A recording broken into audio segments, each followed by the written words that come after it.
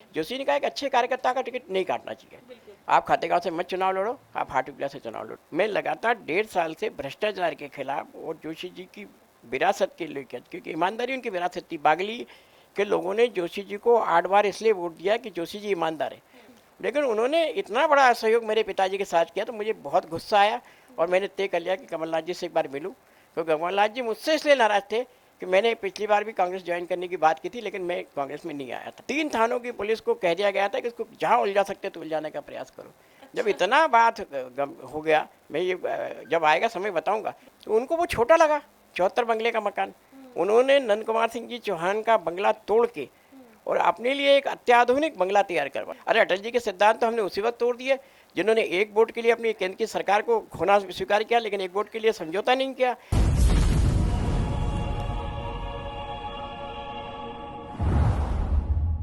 नमस्कार, मैं हूं साक्षी राय और आप देख रहे हैं खरी बात न्यूज़। और खरी बात न्यूज़ की खास पेशकश आमने सामने में आज हमारे साथ वो शख्सियत मौजूद हैं जो करीबन 2 हफ्तों से 3 हफ्तों से अभी बहुत ज़्यादा चर्चाओं में हैं। और आपको बता दें कि मध्य प्रदेश के पूर्व मुख्यमंत्री कैलाश जोशी के बेटे और पूर्व मंत्री 3 बार के विधायक दीपक जोशी हमारे साथ मौजूद हैं। अभी अभी कांग्रेस में शामिल हुए हैं। बहुत बहुत स्वागत है खरी बात न्यूज़ में आपका। जी नमस्कार। जी, सबसे पहले तो दीपक जी, ये जो 2 हफ्ते से आपने बवाल मचा रखा है मध्य प्रदेश की राजनीति में, इसके बारे में पूछना चाहेंगे। कैसे सोचा, क्या वजह रही कि आपको मध्य प्रदेश जो है भाजपा से कांग्रेस में रुख करना पड़ा? देखिए, राजनीति तो मुझे विरासत में मिली है, इसमें कोई वो नहीं है। जी लेकिन जब मैं कॉलेज में प्रवेश किया तो मुझे एक अपोजिट दल के आदमी ने, मेरे पिताजी उस समय बीजेपी के प्रदेश के अध्यक्ष थे, जी और मेरे साथ रैगिंग इसीलिए हुई कि मैं बीजेपी प्रदेश अध्यक्ष का लड़का हूँ। तो मुझे बहुत बुरा लगा और उसी समय मैंने तय किया था कि क्या इस कॉलेज से रैगिंग को ख़त्म कर सकता हूँ। मैंने पार्टी के लिए नहीं सोचा था जी कि रैगिंग ख़त्म कर सकता हूँ। और मैं चौथे साल में ही हिस्ट्री फाइनल में 5वें साल में ही हमीदिया कॉलेज का प्रेसिडेंट बना, और उसके बाद मैंने वहाँ से रैगिंग को समाप्त कर दिया। मैं रैगिंग का घोर विरोधी रहा, तो इस नाते से राजनीति में आया। राजनीति में आने के बाद चूँकि भारतीय जनता पार्टी के पिताजी थे, तो इस नाते से मैं भारतीय जनता पार्टी की जो स्टूडेंट विंग थी, जनता विद्यार्थी मोर्चा, जी उसमें जुड़ा। उसके साथ प्रदेश संयोजक बना। बाद में बरकतुल्लाह विश्वविद्यालय का एसी और सीनेट का मेंबर इलेक्टेड होकर बना। युवा मोर्चे में लगातार काम किया मैंने, और 2000 से लेकर 2004 तक युवा मोर्चे का प्रदेश का उपाध्यक्ष रहा। और बाद में मुझे पार्टी ने मौका दिया तो मैं 3 बार विधायक बना प्रदेश का, 1 बार राज्य मंत्री भी बना। तो क्या वजह रही? चूंकि देखिए, जब कांग्रेस बिल्कुल अपने बड़े अच्छे समय पर थी, उस वक्त पर आपके जो पिताजी थे कैलाश जोशी, उन्होंने मध्य प्रदेश की बागडोर संभाली और वो यहाँ के जो है मुख्यमंत्री बने। उन्होंने जो है बीजेपी को यहाँ से यहाँ पहुँचाया। जनसंघ के समय से वो राजनीति कर रहे थे। सब कुछ उन्होंने मध्य प्रदेश के लिए अच्छा किया, भाजपा के लिए अच्छा किया। लेकिन आज ऐसा समय है कि आपसे जो है आपको टिकट भी नहीं दिया गया 2018 में, और उसके बाद इतना आपका लगातार आप कह रहे हैं अपमान किया गया, और शिवराज सिंह को आप बड़ा भाई कहने के लिए तैयार नहीं है। क्या हो गया ऐसा? देखिए, शिवराज जी और हम लोग राजनीति के हमीदिया कॉलेज के ही साथी रहे हैं। वो मुझसे 3 साल सीनियर रहे। लेकिन भारतीय जनता पार्टी का जो परिदृश्य आज की तारीख में मध्य प्रदेश में, उसमें 2-3 बातें मुझे लगातार चोट कर रही थी। मैं टिकट के लिए कभी पार्टी के पास नहीं गया। मैंने टिकट के लिए कभी कोई आवेदन दिया, निवेदन नहीं किया, और फिर टिकट को मुद्दा भी नहीं बनाया। ना मैंने पार्टी में पोस्ट चाहिए कि पार्टी में मुझे यहाँ बुलाया जाए, वहाँ बुलाया जाए। पार्टी में जो व्यवहार मुझसे पिछले 3 साल से हो रहा था, तो हालत तो ये थी कि बीजेपी के छोटे छोटे प्रोग्रामों में मुझे बुलाया नहीं जाता था, और कहीं मैं अचानक पहुँच भी जाता था तो मेरे को ऐसा देखा जाता था कि ये आ कैसे गया यहाँ पे। मतलब एक माहौल ऐसा हो जाता था, सब बड़े नेता से लेकर छोटे तक एक इस स्थिति में होती थी। मैं बहुत असहज महसूस करता था। लेकिन पिछले 2-3 साल से जो मुद्दे मेरे लिए पिताजी की विरासत, क्योंकि पिताजी की विरासत मुझे मिली है। आज मुझे नाम दिया जा रहा है कि मैं कैलाश जोशी का लड़का हूँ, जो ईमानदारी और शुचिता के लिए जाने जाते हैं। उस लड़के की जिम्मेदारी होती कि ईमानदारी और शुचिता की लड़ाई। बागली में 3 नगर पंचायतों में 17.5 करोड़ रुपए का घोटाला हुआ। 1.5 साल से मैं प्रदेश अध्यक्ष जी, संगठन मंत्री जी और मुख्यमंत्री जी को लगातार अवगत कराता रहा कि ऐसा हुआ, इसमें ऐसा हुआ। कागज पे कागज, कागज के कागज देता गया। 20-20, 25-25 बार मिला, और आखिर में जवाब ये मुझे मिला कि खा लिया तो कार्यकर्ताओं ने खा लिया पैसा, आप क्यों पीछे पड़े हो। तो मुझे लगा कि क्या हम दीनदयाल उपाध्याय जी की पार्टी के हैं या अटल बिहारी वाजपेयी की पार्टी के। अरे अटल जी के सिद्धांत तो हमने उसी वक्त तोड़ दिए जिन्होंने एक वोट के लिए अपनी केंद्र की सरकार को खोना स्वीकार किया, लेकिन एक वोट के लिए समझौता नहीं किया। एक तरफ आप वो वोटों के लिए समझौता कर रहे हो, गलत प्रकार की बात कर रहे हो, कार्यकर्ताओं की भावना से खिलवाड़ कर रहे हो। तो मुझे लगा कि ये कहीं ना कहीं ठीक नहीं है। बाद में पिताजी का जो स्मारक था, जिसको स्वयं शिवराज जी ने पूरे भाजपा के नेतृत्व की स्थिति में उपस्थिति में इसका शिलान्यास किया था, वो स्मारक आज तक नहीं बना। उसको लेकर भी लगातार मैं गया कि भाई साहब इस स्मारक को आप बनवाइए बनवाइए। और मुझे आश्चर्य तब हुआ जब शिवराज जी जिस पूर्व मुख्यमंत्री निवास में 15 महीने रहे और वहाँ आगे भी रहेंगे वो, तो उनको वो छोटा लगा 74 बंगले का मकान। उन्होंने नंद कुमार सिंह जी चौहान का बंगला तोड़ के और अपने लिए एक अत्याधुनिक बंगला तैयार करवा लिया। तो क्या हम राजनीति में इसीलिए आए कि अपने पीढ़ियों को सुधारें या अपने आप को सहज करें? हमारे पिताजी ने तो मुख्यमंत्री पद छोड़ा था, 3 कमरों के मकान में हमको ले जाकर पटक दिया था। हम तो 4 भाई बहन थे, तो बड़ा परिवार था, लेकिन 3 कमरों में हम रह लिए सहजता से। और आप इतना असहज महसूस कर रहे हैं अपने आप को कि आपको बड़ा मकान चाहिए, और बड़े मकान के लिए आप नियमों को दरकिनार करके बिना उसके अपनी व्यवस्था कर रहे हैं। तो मुझे लगा भारतीय जनता पार्टी अपने ट्रैक से बहुत बुरी तरह से उतरी हुई है। पिताजी के सम्मान को लेकर मैं लगातार प्रयास करता रहा, और मुझे लगा कि एक पुत्र होने के नाते मेरी जिम्मेदारी है। पार्टी की भी जो बातें थी असुचिता की या पारदर्शिता की, वो लगभग ध्वस्त है। हर काम के लिए पैसे लग रहे हैं। मुझे बहुत दिक्कत भी आती थी। और देवास जिले में तो ऐसा हो गया कि जैसे मैं पूरे प्रशासन के नक्शे पे था। और मैं आपसे दावे से कह सकता हूँ आने वाले समय पे वो भी खुलेगा। 3 थानों की पुलिस को कह दिया गया था कि इसको जहाँ उलझा सकते तो उलझाने का प्रयास करो। जब इतना बात हो गया, मैं ये जब आएगा समय बताऊंगा। एक रिपोर्टकर्ता को तो कहा गया कि आप इसका नाम ले लो, इसका नाम ले लो। वो अच्छा था कि उसने मेरा नाम नहीं लिया, लेकिन 3 थानों की पुलिस, मैं माननीय मुख्यमंत्री जी से अवगत भी कराता रहा। देवास जिले का प्रशासन मेरे साथ बिल्कुल बात करने की, मैं फ़ोन उठाता था, फ़ोन पे बात नहीं होती थी। और दुर्भाग्यपूर्ण जो सबसे बड़ी घटना घटी कि जब मेरी पत्नी को कोरोना हुआ, मैं खुद कोरोना से ग्रसित था, लेकिन उसमें एम्बुलेंस नहीं मिल पाई। 6 घंटे ना कलेक्टर साहब फ़ोन उठा रहे थे, ना सीएम मुझे फ़ोन उठा रहा था। तो मुझे लगा कि कहीं ना कहीं अब मैं इस पार्टी में रह के करूँ क्या। तो मैंने सोचा चलो अपन राजनीति छोड़ देते हैं। फिर बाद में, चूँकि मैं भोपाल से पढ़ा लिखा हूँ, सब मेरे मित्र लोग हैं ज़्यादातर, तो बहुत से लोग यानी कमलनाथ जी से जुड़े हैं। तो उन्होंने कहा कि आप कमलनाथ जी से क्यों नहीं मिल लेते? तो मैंने कहा मैं क्यों मिलूँ? बोले आपको याद होगा कि पिताजी का जब देहांत हुआ था तो कमलनाथ जी वहाँ पार्थिव शरीर का पुष्पांजलि के लिए आए थे, तब आपकी बातचीत हुई थी उनसे? तो मैंने कहा बातचीत हुई थी। तो उन्होंने क्या बोला था? तो मैंने कहा, उन्होंने पूछा कि माननीय जोशी जी का अंतिम संस्कार कहाँ होगा? तो मैंने कहा कि हाटपिपलिया में होगा, जो हमारा गाँव है। तो बोले हाटपिपलिया में कहाँ होगा? तो शमशान में होगा। बोले जोशी जी का शमशान में, जहाँ आम लोगों का होता?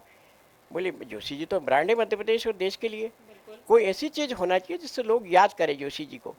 तो मैंने कहा याद करने के लिए हमारे पास कोई जगह नहीं है। तो बोले सरकारी मिल सकती है क्या? तो मैंने कहा नहीं पता। तो थोड़ा आप लेट करो इसको।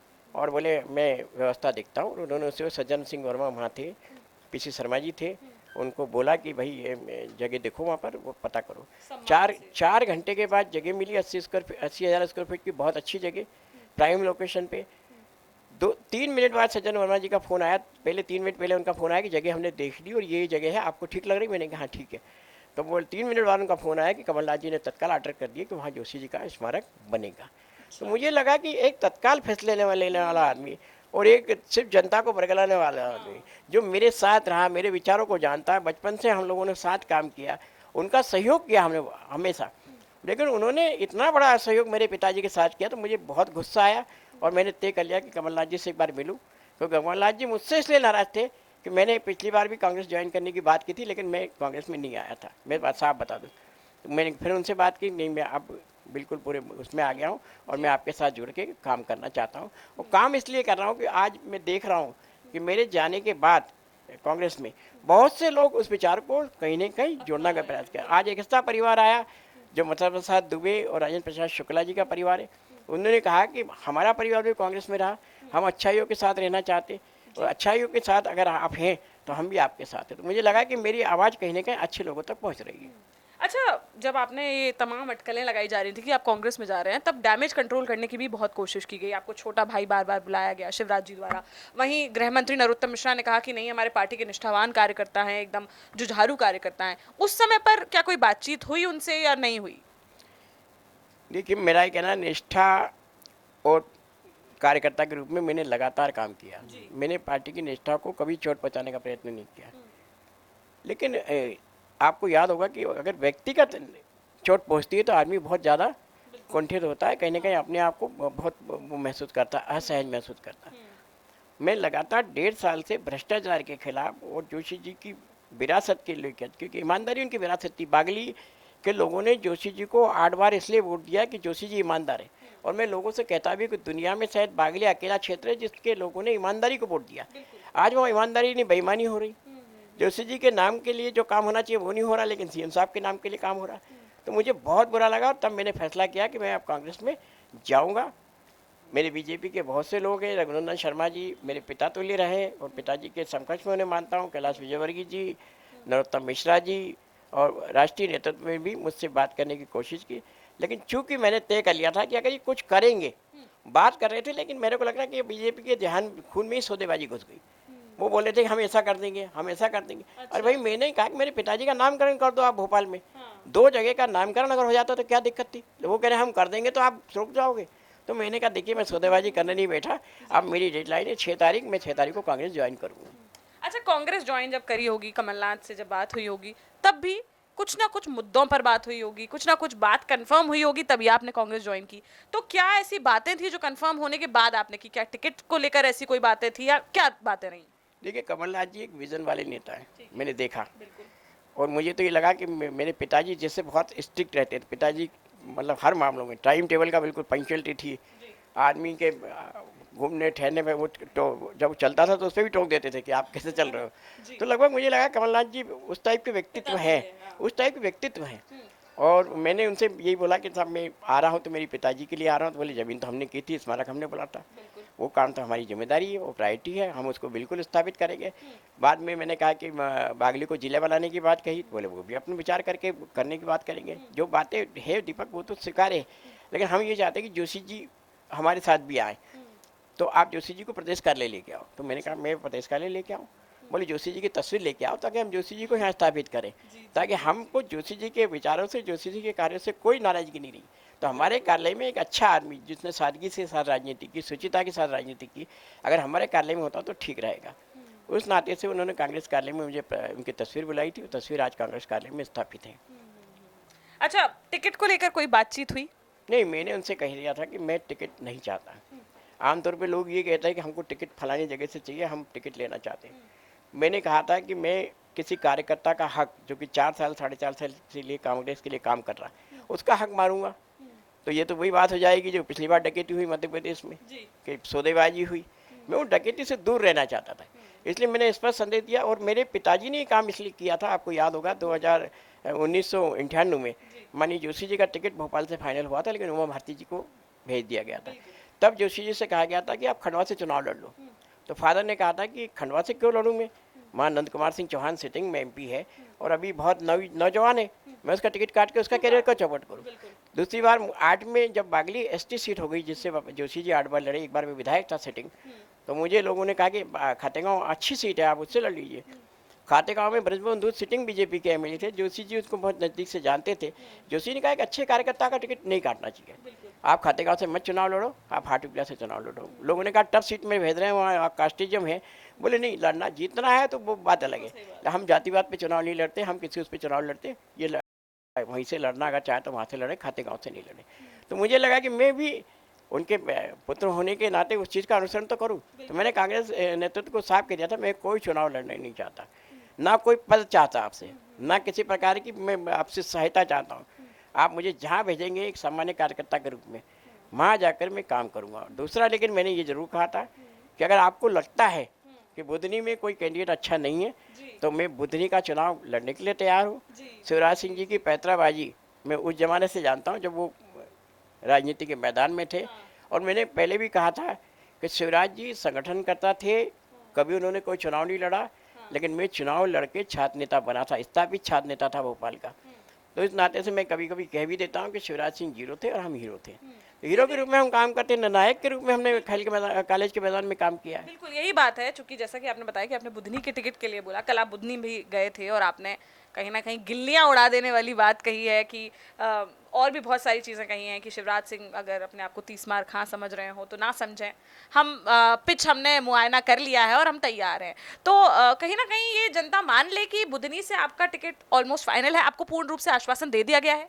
नहीं, अभी नेतृत्व ने कहा है कि हम इस पर विचार करेंगे, जो भी आपने कहा है, क्योंकि आप खुद जाके देखिए कि कोई कार्यकर्ता जहाँ पे काम कर रहा है उसका हक तो नहीं गया। कोई 2-3-4 कार्यकर्ता मुझे मिले भी, तो मैंने उनसे कहा कि मैंने कह दिया है, वो चाहे आप भावावेश कह दें या मेरी जो लगा कि मुझे करना चाहिए वो काम, इस नाते से मैंने कहा मैं बुधनी से चुनाव लड़ने के लिए तैयार हूँ। तो उस चीज़ को देखते हुए उन्होंने कहा कि नहीं, आप आएंगे तो आपका स्वागत है, हमें कोई दिक्कत नहीं है। लेकिन अब चूंकि नेतृत्व फैसला करता है और नेतृत्व के फैसले के बाद जो भी चीज़ होगी होगी, लेकिन एक कार्यकर्ता के रूप में मुझे लगा कि बुधनी मुझे जाना चाहिए और इस चैलेंज को मैं स्वीकार करने के लिए तैयार हूँ। अगर पार्टी मौका देती तो ठीक, नहीं तो मुझे मेरे जो जिम्मेदारी है, खास करके देवास जिले की बागली सीट जो जोशी जी के नाम से अभी तक बीजेपी जीतती आई, वो हाट पिपलिया जो मेरे पास सीट थी जहाँ के हम रहने वाले हैं, कनौज खातेगांव सीट, ये तीनों सीटें मैं पूरी कोशिश करूँगा कि कांग्रेस की झोली में आ जाए। अभी तीनों बीजेपी की झोली में है और बाद में पार्टी जहाँ भेजेगी वहाँ जाकर मैं काम करूँगा। अगर आपको बुधनी से टिकट मिलता है तो आपको नहीं लगता ये बहुत बड़ा जो है चैलेंज रहेगा आपके सामने, क्योंकि गृह क्षेत्र मुख्यमंत्री का और काफी समय से उनका बहुत अच्छा वहाँ वर्चस्व है, कैसे आप कर पाएंगे? देखिए, जो चुनाव के मुद्दे होना चाहिए, खास करके युवाओं को रोजगार। कहने को तो वहाँ 2 फैक्ट्रियाँ लगी बड़ी बड़ी, लेकिन रोजगार कितने लोगों को मिला वो मुझे पता है, लोगों ने बताया वहाँ पर।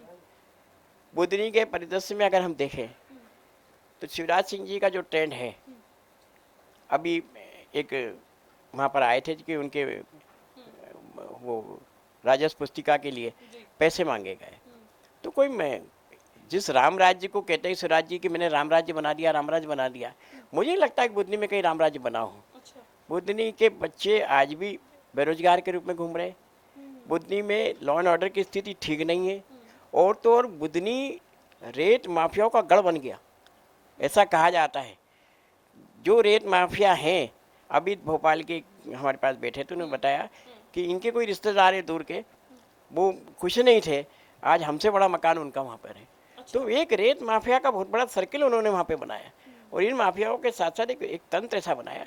दूसरा, उन्होंने 5-10 कार्यकर्ताओं के अलावा किसी को उपकृत नहीं किया, वही बने आ रहे हैं लगातार। किसी निगम मंडल में है तो वही आएंगे, फलाने में आएंगे तो वही आएंगे। देखिए, इस प्रकार से बात उन्होंने करके जब बुधनी का संपूर्ण विकास होना चाहिए वो नहीं हुआ।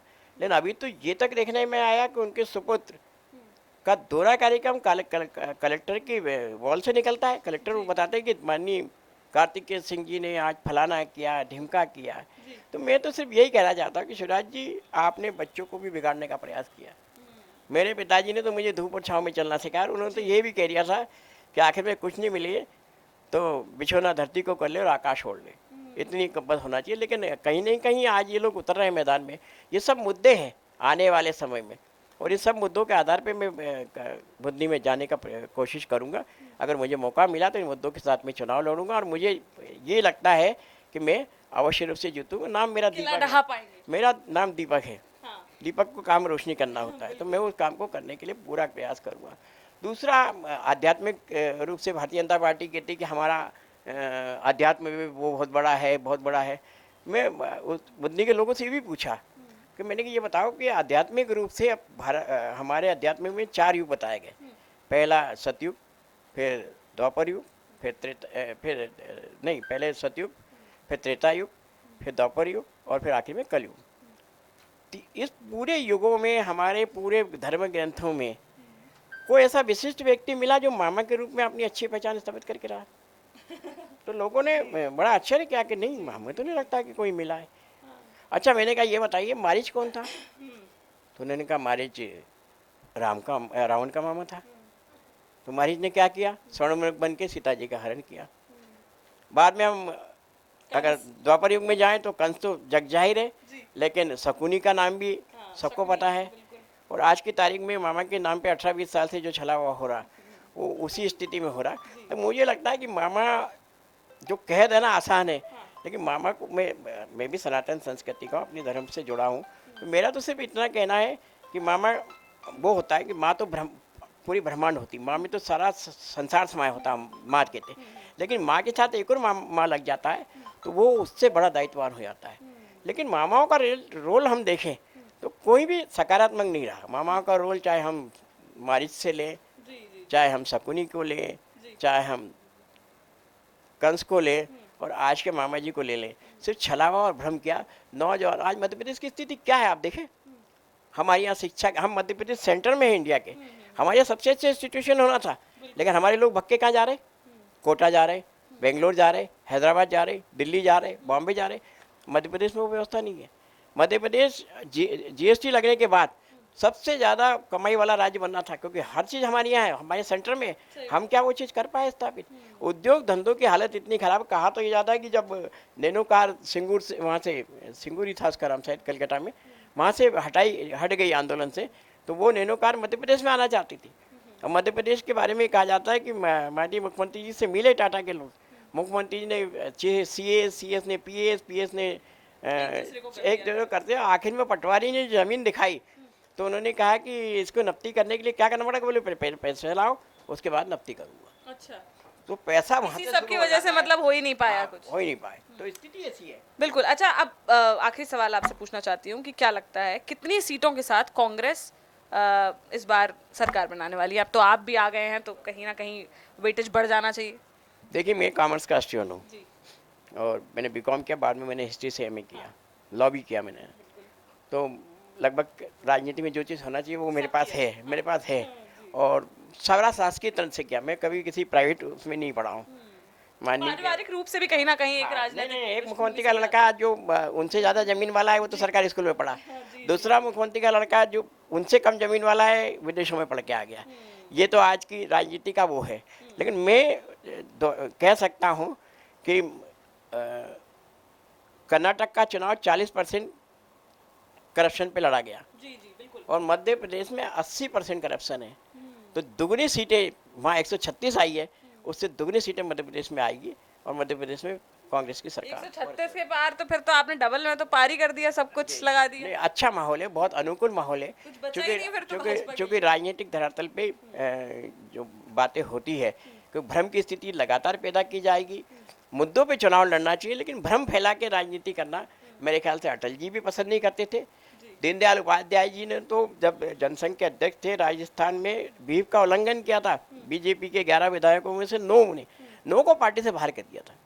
आज ऐसे लोगों को पार्टी बाहर नहीं करती, पार्टी हम जैसे लोगों को बाहर करती जो कहीं नहीं कहीं अपनी बात को मुखरता से रखने का प्रयास करते। मैं इनको कभी भी मैंने नहीं बोला कि भाई साहब ये फलाना, मैंने कहा ये हो रहा है इसको तो आप ठीक करिए, ये हो रहा है इसको ठीक करिए। लेकिन जब आवाज़ नहीं सुनी गई मेरी, तो मेरे को इतना कड़ा फैसला लेना पड़ा, और कड़ा फैसला इसलिए लिया ताकि जनता तक ये बात पहुँचे। मुझे एक अच्छा प्लेटफॉर्म कांग्रेस ने दिया, उस प्लेटफॉर्म के माध्यम से मैं अपनी अच्छाइयों को लेकर वहाँ तक पहुँचने का प्रयास करूँगा, और इन लोगों की जो कहीं ना कहीं भ्रमजाल फैलाकर, कहीं ना कहीं अपने आप को पाक साफ बनाकर जो ये काम कर रहे हैं, वो मेरे ख्याल से ठीक नहीं है। आज मध्य प्रदेश की जनता भ्रष्टाचार से बुरी तरह त्रस्त है, उसको निकालने की जिम्मेदारी लेकर मैं कांग्रेस में आया हूँ। चलिए, हमारे साथ दीपक जोशी, पूर्व मंत्री दीपक जोशी हमारे साथ मौजूद थे, और कहीं ना कहीं एक आत्मसम्मान की लड़ाई लड़ना बता रहे हैं कांग्रेस में शामिल होने की वजह। जिस प्रकार से उन्हें सम्मान नहीं दिया गया, जिस प्रकार से पूर्व मुख्यमंत्री कैलाश जोशी के निधन पर उनको जो है राजकीय सम्मान नहीं दिया गया, उनको किसी भी प्रकार का जो है अच्छी तरीके से बर्ताव भी नहीं किया गया एक सरकार की तरफ से, जहां जो है सरकार भाजपा की थी, भाजपा के नेता, भाजपा के पूर्व मुख्यमंत्री को कोई ऐसा सम्मान नहीं दिया गया, उसकी लड़ाई है वो ये दीपक जोशी लड़ रहे हैं। इनका कहना है बुधनी से कहीं ना कहीं टिकट की मांग कर रहे हैं कांग्रेस से, और अगर बुधनी से लड़ते हैं तो क्या लगता है, क्या भाजपा का शिवराज का किला ढहा पाएंगे? क्या स्थिति बनती है, ये आप हमें कमेंट बॉक्स में कमेंट करके जरूर बताएं। साथ ही कांग्रेस इस बार क्या करने वाली है, किसकी सरकार बनने वाली है, ये भी हमें कमेंट बॉक्स में कमेंट करके जरूर बताएं। फिलहाल के लिए इतना ही, बने रहिए हमारे साथ, देखते रहिए खरी बात साक्षी राय के साथ। नमस्कार।